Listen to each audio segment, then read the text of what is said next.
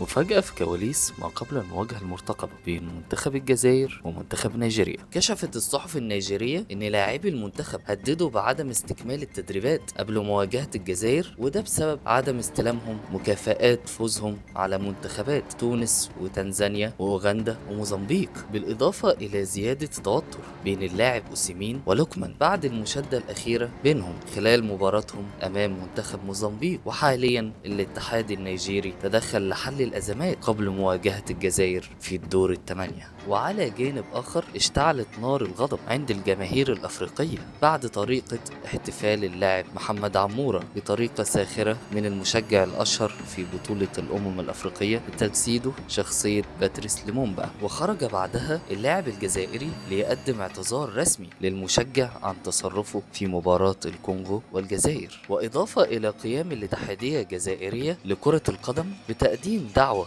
رسمية للمشجع لاستضافته في فندق ماريوت الرباط. ويستعد منتخب الجزائر الشقيق لمواجهة نارية قدام نيجيريا بقيادة النجم رياض محرز. وهنا بنفتكر آخر مواجهة بين المنتخبين بكأس الأمم من 4 سنين لما أحرز رياض محرز هدف عالمي في الوقت القاتل من المباراة. ما تنساش لو عجبك المحتوى تعمل شير ولايك وسبسكرايب وشاركني برأيك. سلام.